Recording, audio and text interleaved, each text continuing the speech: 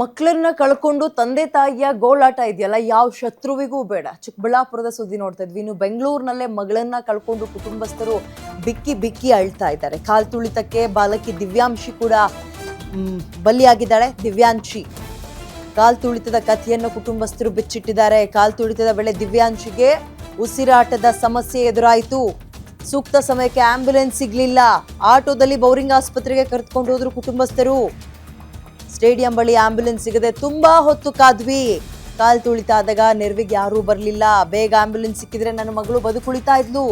ಕುಟುಂಬಸ್ಥರು ಬಿಕ್ಕಿ ಬಿಕ್ಕಿ ಬಿಕ್ಕಿ ಅಳಲು ತೋಡ್ಕೊಳ್ತಾ ಇದ್ದಾರೆ. ಕ್ರೀಡೆ ಅಂದ್ರೆ ದಿವ್ಯಾಂಶಿಗೆ ತುಂಬಾ ಅಭಿಮಾನ. ವಿರಾಟ್ ಕೊಹ್ಲಿನ ನೋಡೋಕೆ ಅಂತ ಹೋಗಿದ್ಲು. ಕಾಲ್ ತುಳಿತ ಸಂಭವಿಸ್ತು. ಬ್ರೀತಿಂಗ್ ಇಶ್ಯೂ ಆಯಿತು. ಸರಿಯಾದಂತಹ ಆಕ್ಸಿಜನ್ ಸಿಗ್ಲಿಲ್ಲ. ಯಾಕಂದ್ರೆ 10 ಜನ ಸೇರುವ ಕಡೆ 100 ಜನ ಸೇರಿದ್ರೆ ಏನಾಗುತ್ತೆ, ಅದೇ ಆಗಿರೋದು ನಿನ್ನೆ ಚಿನ್ನಸ್ವಾಮಿ ಕ್ರೀಡಾಂಗಣದಲ್ಲಿ. ಆಕ್ಸಿಜನ್ ಸಿಕ್ಕಿಲ್ಲ, ಆಂಬ್ಯುಲೆನ್ಸ್ ಸರಿಯಾದ ಸಮಯಕ್ಕೆ ಬರಲಿಲ್ಲ. 9ನೇ ಕ್ಲಾಸ್ ಓದ್ತಾ ಇದ್ಲು ಈಕೆ ಅನ್ನುವಂತಹ ಸುದ್ದಿ ಇತ್ತು. ಕಾಲ್ ತುಳಿತಕ್ಕೆ ಬಲಿಯಾಗಿದ್ದ ದಿವ್ಯಾಂಶಿ ಕುಟುಂಬಸ್ಥರು ಬಿಕ್ಕಿ ಬಿಕ್ಕಿ ಬಿಕ್ಕಿ ಅಳ್ತಾ ಇದ್ದಾರೆ. ಸ್ಪೋರ್ಟ್ಸ್ ಅಂದರೆ ಸಿಕ್ಕಾಪಟ್ಟೆ ಇಷ್ಟ ದಿವ್ಯಾಂಶಿಗೆ. ಅದರಲ್ಲೂ ಕೂಡ ವಿರಾಟ್ ಕೊಹ್ಲಿಯ ದೊಡ್ಡ ಫ್ಯಾನ್. ಹಾಗಾಗಿ ಹೋಗಿದ್ವಿ ನೋಡೋಕೆ ಅಂತ ಹೇಳ್ತಾ ಇದ್ರು. ಬಟ್ ಮಕ್ಕಳನ್ನ ಅಲ್ಲಿ ಕರ್ಕೊಂಡು ಹೋಗ್ಬೇಕಾದ್ರೆ ಯೋಚನೆ ಮಾಡಬೇಕಾಗಿದ್ದು ಪೋಷಕರೇ ಯೋಚನೆ ಮಾಡಬೇಕಾಗಿತ್ತು. ಇಲ್ಲಿ ಯಾರ ತಪ್ಪು ಅಂತ ಹುಡುಕೊಂಡು ಕೂರುವಂತಹ ಸಮಯ ಕೂಡ ಅಲ್ಲ. ಮಗಳನ್ನ ಕಳ್ಕೊಂಡು ಒಂದು ರೀತಿ ರೋಧಿಸ್ತಾ ಇದ್ದಾರೆ.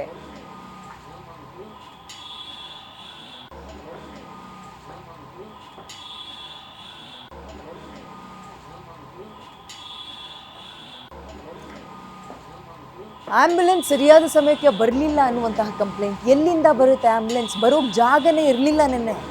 ಆ ಪರಿಯಾಗಿ ಆ ಪ್ರಮಾಣದಲ್ಲಿ ಜನ ಸೇರಿದ್ರು. ಅಲ್ಲಿ ತುಂಬಿ ತುಳುಕ್ತಾ ಇದ್ರು. ಮೇಲಿಂದ ಒಂದು ಕಲ್ಲು, ಬೇಡ ಕಲ್ಲು ದೊಡ್ಡ ವಿಚಾರನೇ, ಒಂದು ಅಕ್ಕಿ ಕಾಳನ್ನ ಹೆಸಿದ್ರೆ ಕೆಳಗೆ ಬೀಳೋಕ್ಕೆ ಅದಕ್ಕೆ ಜಾಗ ಇರಲಿಲ್ಲ ನಿನ್ನೆ. ಒಂದು ಇಡೀ ಅಕ್ಕಿ ತಗೊಂಡು ಮೇಲೆ ಚಿಮ್ಮಿದ್ರೆ ಒಂದೇ ಒಂದು ಅಕ್ಕಿ ಕಾಳು ಕೂಡ ಕೆಳಗೆ ಬೀಳೋಕ್ ಜಾಗ ಇರಲಿಲ್ಲ ಅಂತ ಪರಿಸ್ಥಿತಿ ಇತ್ತು. ಅಷ್ಟರ ಮಟ್ಟಿಗೆ ಕ್ರೌಡ್ ಅಲ್ಲಿ ಸೇರ್ಪಡೆ ಆಗಿತ್ತು. ಇಂಥ ಪ್ರಮಾಣದಲ್ಲಿ ಕಾಲ್ ತುಳಿತದಲ್ಲಿ ಒಟ್ಟು 11 ಜನ ಸಾವನ್ನಪ್ಪಿದ್ರು.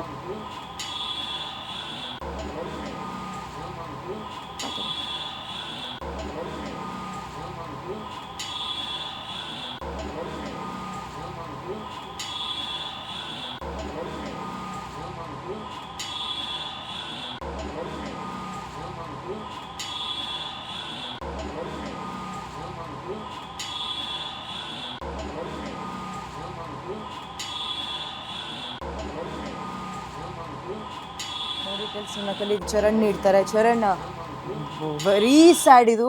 ಇಡೀ ಬೆಂಗಳೂರಿನ ಮಾನ ಮರ್ಯಾದೆ ದೇಶದ ಮಟ್ಟದಲ್ಲಿ ಹರಾಜಾಗಿದೆ ಈ ಸುದ್ದಿನ ಗಮನಿಸ್ಬೇಕಾದ್ರೆ. ಸದ್ಯ ನೀವು ಎಲ್ಲಿದ್ದೀರಿ? ಇದೀಗ ದಿವ್ಯಾಂಶಿಯ ಮುಂದಿನ ಕಾರ್ಯಗಳು, ಅಂತ್ಯ ಸಂಸ್ಕಾರ ಇವೆಲ್ಲವೂ ಕೂಡ ಯಾವಾಗ? ಡೀಟೇಲ್ಸ್ ಏನಿದೆ? ಎಸ್ ವಿದ್ಯಾ, ಏನು ಪ್ರಮುಖವಾಗಿ ನಿನ್ನೆ 14 ವರ್ಷದ ಮಗು ದಿವ್ಯಾಂಶಿ ಮೃತಪಟ್ಟಿರುವಂತದ್ದು. ಪ್ರಮುಖವಾಗಿ ಕಾಲ್ ತುಳಿತಕ್ಕೆ ಸಿಲುಕಿ ಅಲ್ಲಿ ಪ್ರಥಮ ಚಿಕಿತ್ಸೆ ಸಿಗದೆ ಇರುವಂತಹ ಕಾರಣಕ್ಕೆ ಮಗು ಮೃತಪಟ್ಟಿರುವಂತದ್ದು. ಆ ಒಂದು ಸಂದರ್ಭದಲ್ಲಿ ಯಾವುದೇ ರೀತಿಯಾದಂತಹ ಆಂಬ್ಯುಲೆನ್ಸ್ ವ್ಯವಸ್ಥೆಗಳಿರಲಿಲ್ಲ, ಮತ್ತೆ ಆ ಮಗುವನ್ನ ಆಸ್ಪತ್ರೆಗೆ ಕರೆದುಕೊಂಡು ಹೋಗುವಂತಹ ಕೆಲಸಗಳು ಆಗಿರ್ಲಿಲ್ಲ. ಇಂತಹ ಸಂದರ್ಭದಲ್ಲಿ ಮಗು ಆಸ್ಪತ್ರೆಗೆ ಕರೆದೊಯ್ಯುವಾಗಲೇ ಮೃತಪಟ್ಟಿರುವಂತದ್ದು. ಇನ್ನು ಯಲಹಂಕದ ಅವರ ನಿವಾಸದಲ್ಲಿ ಇವತ್ತು ಅಂತಿಮ ಕ್ರಿಯೆಗಳನ್ನ ನಡೆಸಲಿಕ್ಕಿದ್ದಾರೆ. ಅದಾದ ಬಳಿಕ ಸಂಬಂಧಿಕರು ಬೇರೆ ಬೇರೆ ಊರುಗಳಿಂದ ಬಂದು ಒಂದಿಷ್ಟು ಪೂಜೆ ಪುನಸ್ಕಾರಗಳನ್ನ ನಡೆಸಿದ ಬಳಿಕ ಮಗುವಿನ ದರ್ಶನವನ್ನ ಪಡೆದುಕೊಂಡ ಬಳಿಕ ಸಂಜೆಯ ಸುಮಾರಿಗೆ ಮಗುವನ್ನ ಅಂತ್ಯ ಸಂಸ್ಕಾರ ಮಾಡುವಂತಹ ಪ್ರಕ್ರಿಯೆಗೆ ಮುಂದಾಗಿರುವಂತದ್ದು. ಆದ್ರೆ ಒಂದು ಕಡೆಯಲ್ಲಿ ಮಗುವಿನ ತಾಯಿ ಮತ್ತೆ ತಂದೆಯ ಆಕ್ರಂದನ ಏನಿದೆ ಅದು ಮುಗಿಲು ಮುಡುತ್ತಾ ಇರುವಂತದ್ದು. ಯಾಕಂತ ಹೇಳಿದ್ರೆ ಪ್ರಮುಖವಾಗಿ ಆ ಮಗುವಿನ ಬಗ್ಗೆ ಸುಮಾರು ಕನಸನ್ನ ಕಂಡಿದ್ರು. ಮತ್ತೆ ಆ ಮಗುವಿಗೆ ಕ್ರಿಕೆಟ್ ಅಂತ ಹೇಳಿದ್ರೆ ಪಂಚ ಪ್ರಾಣ ಆಗಿತ್ತು. ವಿರಾಟ್ ಕೊಹ್ಲಿಯನ್ನ ನೋಡ್ಬೇಕು ಅಂತ ಹೇಳಿ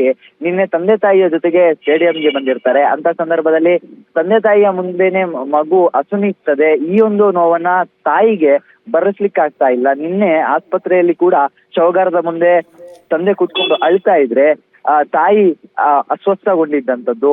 ಈ ಎಲ್ಲ ಘಟನೆ ಆದ ಬಳಿಕ ಇವತ್ತು ಸಂಜೆಯ ಸುಮಾರಿಗೆ ಮಗುವಿನ ಅಂತ್ಯಕ್ರಿಯೆ ಆಗುವಂತಹ ಸಾಧ್ಯತೆಗಳು ಇರುವಂತದ್ದು ವಿದ್ಯಾ.